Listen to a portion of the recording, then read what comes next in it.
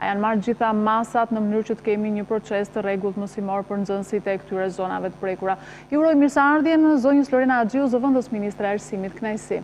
Mbrëma ju Besmira dhe të gjithë teleshikuesve të Ora News dhe faleminderit për këtë dritare dhe hapësirë televizive për të ndarë së bashku informacion shumë të vlefshëm në këtë prag të fillimit të procesit mësimor tani më në të gjithë shkollat e Republikës së Shqipërisë. Faleminderit, jeni sigurisht e mirëseardhur. Ju ktheheni sot nga qyteti i Durrësit, aty keni punuar për gjatë këtyre ndoshta duhet thënë 12 ditëve më së shumti, duke qenë se është një nga zonat më të prekura. Në çfarë situate e lini Durrësin sot për sa i përket procesit mësimor? Për sa takon procesit mësimor, ashtu sikurse është njoftuar në komunikim për mediat edhe nga Ministri i Arsimit, Sport deri zonja Besa Shahini, qarku i Durrësit, po ashtu edhe Bashkia e Tiranës, Vorrës edhe Kurbinit do të nisin procesin mësimor normal në datën 9 dhjetor. Janë marrë gjitha masat e nevojshme që ky proces të jetë një proces i ndjekur posaçërisht nga të gjithë ekipet e Ministrisë së Arsimit, ekskluzivisht nga drejtuesit e institucioneve arsimore, gjithashtu edhe mësuesit në përshkolla, cilët nuk e kanë ndalur punën e tyre as gjatë kësaj jave që një pjesë e procesit është pezulluar në qarqet që ju përmendët pak më parë dhe që kanë qenë zonat më të prekura nga tërmeti 26 nëntorit. Puna po vijon gjithashtu edhe me themelimin e klasave apo hapësirave të dedikuara ku do t'i ofrohet si alternativë shtesë prindërve të cilët tani më janë të akomoduar në hotelet e Durrësit, po ashtu edhe në hotelet e Shëngjinit. Janë kushtet të favorshme në këto hotele apo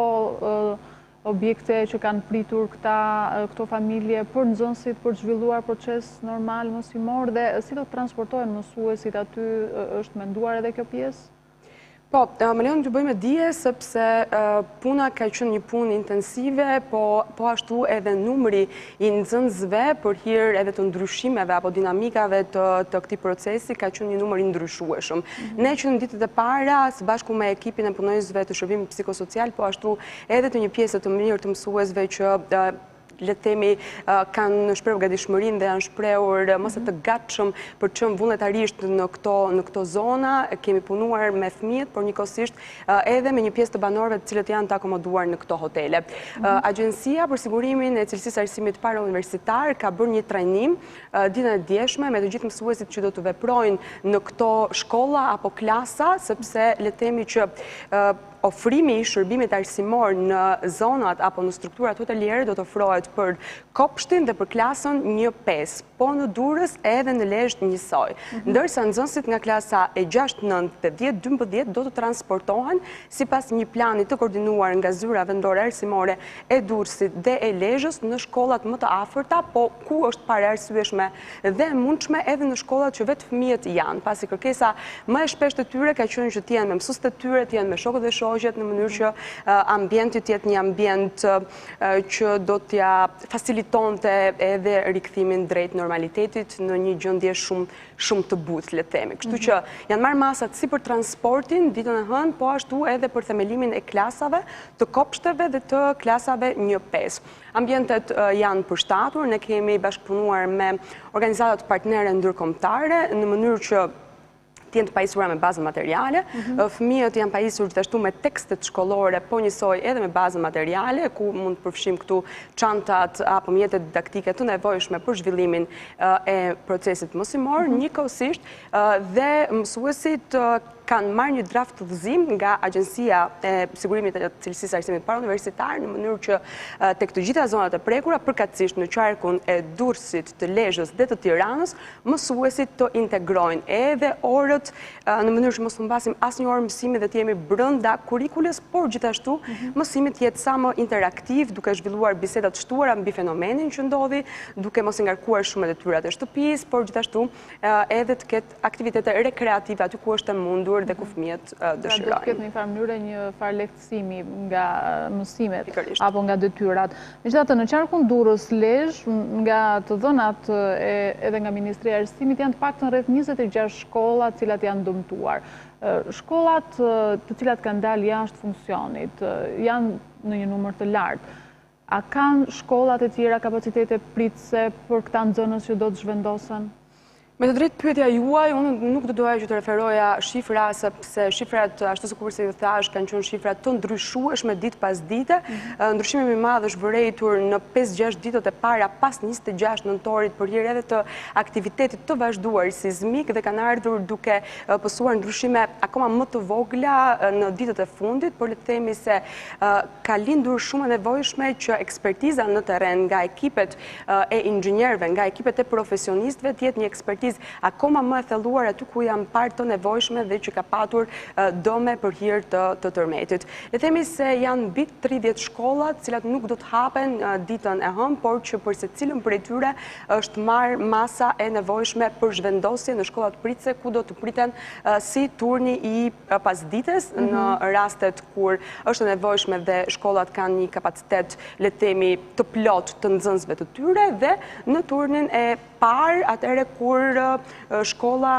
i ofron kapacitetet e mjaftueshme. Plani i zhvendosjes është më se i plot. Ne kemi marrë masat përmes drejtuesve të shkollave dhe mësuesve që kanë qenë në kontakt drejt për drejt me prindrit, që secili nga prindrit të jetë i informuar se ku do të jetë pika që është caktuar për transportin, sepse më lejoni të them që transporti më së tepërmi është parë i nevojshëm në zonat rurale, zonat urbane në zhvendosjet e shkollave kanë qenë në distanca të afërta dhe nuk ka lindur i nevojshëm, dhe tani që ne po flasim me nisjen e procesit mësimor edhe në zonat e prekura nga data 5 dhjetor, e kemi parë që ky plan zhvendosje përmes transportit të ofruar nga zyra arsimore dhe të buxhetuar në buxhetin e Ministrisë së Arsimit ka funksionuar më së miri. Rasti Kavajës është një rast konkret që e kemi parë këto ditë dhe që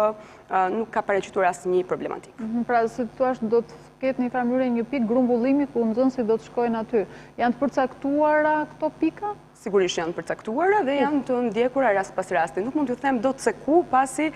distancat janë të ndryshme, zonat janë të ndryshme, pikat e takimit janë të ndryshme, dhe nëse do t'i referoheshim në mënyrë specifike, unë do doja që të shmangja çdo lloj keq informimi. Kemi lënë që informacionin ta shpërndajmë në këtë fazë në cilën gjendemi, që është fazë le të themi dinamika ende, edhe pse me ndryshime shumë të vogla, që komunikimi të vinë në nivel lokal, vendor, nga vetë mësuesit përkatës. Si do të shmanget fluksi i krijuar me transportin, sepse bëhet fjalë për 10 nxënës që do të transportohen çdo ditë për këtë proces mësimor? Janë marrë masat e nevojshme, ashtu sikur se ju theksova, për transportin e tyre, dhe tani më kjo nuk është diçka e re, apo ky nuk është një proces i ri, pasi ka nisur plani i zhvendosjes të funksionojë në ato zyra arsimore që e nisën procesin mësimor në datën 5. Ndaj është plotësisht e menaxhueshme përmes ekipit në terren të zyrave arsimore, gjithashtu edhe mësuesve të dedikuar që do t'i presim dhe t'i përcjellim nxënësit tani më me një përgjegjësi akoma më të shtuar dhe me një kontakt akoma më të vazhduar dhe të drejt për drejt me prindrit. Ditët e para sigurisht do të jenë ditë që ne duhet të mësohemi me këtë situatë, por situata është drejt normalizimit dhe nuk ka absolutisht asnjë vend për të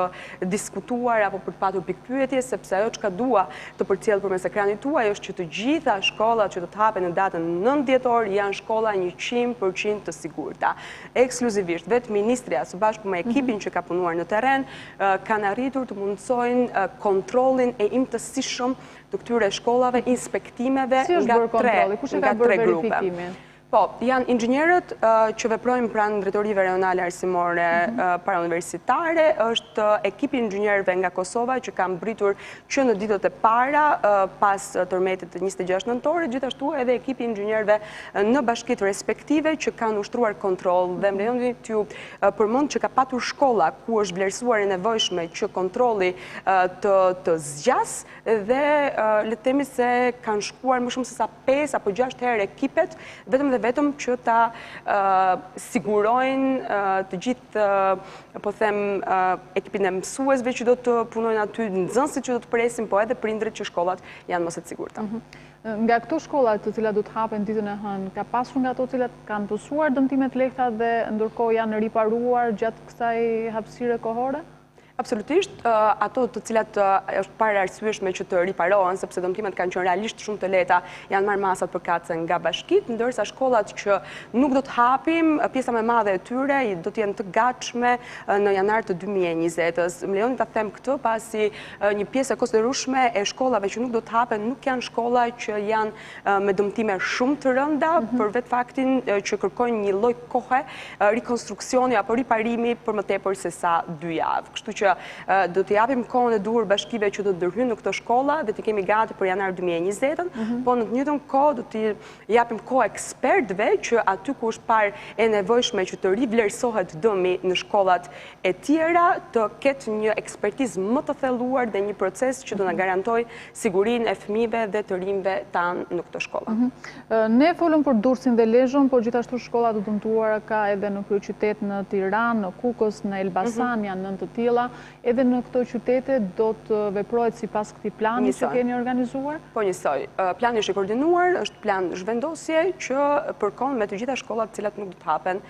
ditën e hënë. Në Tiranë ka ndonjë lloj problematike duke qenë se numri i nxënësve është më i madh dhe sigurisht edhe numri i popullsisë është përshëndruar më lart në kryeqytet? Absolutisht. Do të kenë mjetet e nevojshme të transportit, thash që është parë e nevojshme që zonat rurale të jenë ato që do të kenë më tepër nevojë për transport, pasi zonat urbane, distancat relativisht i kanë më të afërta. Është bërë shpërndarja nga vetë ekspertët dhe nga specialistët e zyrave arsimore së bashku me ekipin e Ministrisë së Arsimit, Sport dhe Rinisë që ka qenë në terren që në fazën e parë të këtij procesi dhe jo vetëm. Kështu që gjej rastin që ti falenderoj për gatishmërinë, pasi mësuesit, një pjesë e tyre janë prekur nga tërmeti 26 nëntorit, janë prekur pasi kanë banesat e tyre të dëmtuara, kanë shprehur gatishmërinë që do të jenë në punë dhe momentalisht edhe sot që është ditë e shtunë edhe nesër që është e diel, i kemi si një vlerë dhe si një forcë të shtuar që po faciliton të gjithë këtë proces. Ky transport është i subvencionuar nga shteti për të gjithë këta nxënës? Po. Në buxhetin e Ministrisë së Arsimit, Sport dhe Rinisë është parashikuar që transporti edhe për muajin dhjetor dhe për muajin janar të sigurohet për të gjitha këto shkolla që kanë plan zhvendosje. Janë rreth 15.000 nxënës që janë pjesë e këtij plani zhvendosje dhe buxheti. Edhe buxheti nuk mund të japim dot një shifër fikse, por varion nga 15 deri në 17 milion lekë. Nga analiza që ju i keni bërë gjithë kësaj situate dhe institucioneve arsimore në tërësi, aty ku do të zhvillohet procesi mështimor, a keni parashikuar ndoshta që me fondet e Ministrisë së Arsimit të ndërtohen shkolla të reja, apo ndoshta do duhen fondet tjera shtesë, qoftë edhe nga ndihmat solidare që i kanë ardhur Shqipërisë? Kjo është një çështje sigurisht që i takon të vlerësohet pasi të jetë i sakt edhe numri i shkollave që do t'i nënshtrohen procesit të rindërtimit, kështu që një plan ekskluziv do të jetë edhe për institucionet publike që ofrojnë shërbime, kjo jo vetëm për shkollat, po për qendrat shëndetësore, për spitalet, ndaj është një vendimarrje që do të takojë qeverisë shqiptare, gjithashtu edhe komitetit posaçëm të rindërtimit që po e ndjek si proces. Keni asur në kundërshtim ndoshta të prindërve për zhvendosjen e fëmijëve të tyre në shkolla të tjera, si në rastin e Darzezës, për shembull, ku grupi ekspertimit e ka nxjerrë shkollën jashtë funksionit, por prindrit në një farë mënyrë kanë refuzuar që ti zhvendosin fëmijët e tyre në shkolla të tjera. Për ne, si zgjidhen këto lloj problematikash? Shumë e rëndësishme që fëmijët jenë sigurt, shkollat jenë të sigurta dhe gjithçka tjetër që mund të zgjidhet në komunikimin prind mësues apo prind specialist Ministrisë së Arsimit, Sport dhe Rinisë që jemi të gjithë gatshëm dhe në dispozicion, janë çështje që do t'i asimilojmë me kalimin e kohës. Ne sigurisht që jemi të gatshëm që të komunikojmë drejt për drejt edhe me këta prindër dhe është komunikuar drejt për drejt edhe me këta prindër që të kenë në vëmendje sigurinë e fëmijëve, të zhvendosen përkohësisht në këto shkolla sipas planit të zhvendosjes dhe më pas sigurisht që do të merren masat për të vijuar procesin normal. Është patjetër një situatë jo fort e lehtë sepse rezistenca nuk vjen vetëm nga prindrit, por vjen ashtu sikur unë theksova në mënyrë drejt për drejt nga fëmijët. Ata duan se mos klasat 1-5 apo edhe kopshte, duan mësuesen e tyre, edukatoren e tyre, duan shokët dhe shoqet e tyre, por në këto kushte jemi përpjekur që ti minimizojmë sa më tepër pasojat, ama do bëjmë ç'është e mundur që shkollat të jenë të sigurta, duke mbajtur këtë si sloganin e këtyre ditëve. Thatë që një pjesë e mësuesve, një pjesë e mirë e tyre janë trajnuar. Për çfarë specifikisht? Fillimisht, organizata Social Lab nga Prishtina ka përkthyer manualin e Organizatës Botërore të Shëndetit mbi ndihmën e parë psikologjike, e cila jep instruksione të detajuara mbi menaxhimin e stresit, mbi rikthimin gradual drejt normalitetit, gjithashtu edhe mënyrën se si mund të komunikojmë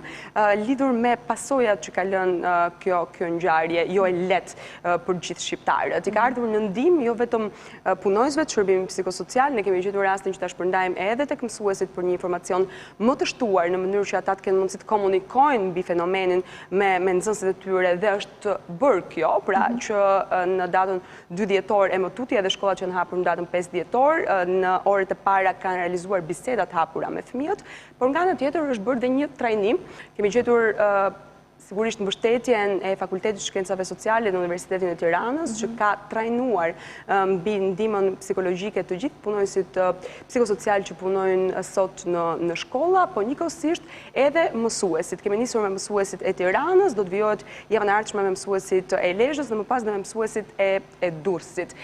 Gjithashtu, Korpusi i Paqes nga Ambasada Amerikane do të trajnojë të gjithë mësuesit gradualisht në mënyrë që edhe ata të jenë përgatitur pasi kontaktin e kanë të drejt për drejt me nxënësit dhe gjithashtu besimin e tyre e kanë me veten në momentin që komunikojnë hapur. Më lejon t'ju tregoj edhe lidhur me një udhëzim të Ministrisë Arsimit, Sport deri që ishte plani i veprimit në rastet e tërmeteve, e kemi shpërndar planin e emergjencës në mënyrë që secila nga shkollat individualisht ketë një plan detajuar se si mund të veprohet në raste të tilla. Kjo sigurisht jo për të shkaktuar panik, po për të marrë masat e duhura që fëmijët edhe për lëkundjen më të vogël që mund të ndodhi të mos lëndohen nga mënyra e çorganizuar e evakuimit apo e daljes, sepse janë të vegjël, dhe ky është një plan që ashtu sikurse e përmenda do të jetë në nivel shkolle, është në nivel shkolle,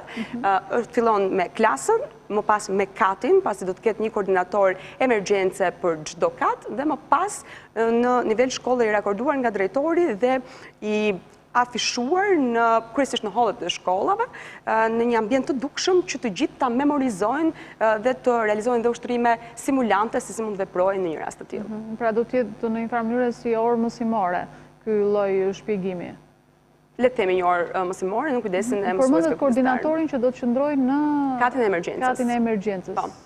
Do të jenë mësues, të cilët janë mësues, po. Pra,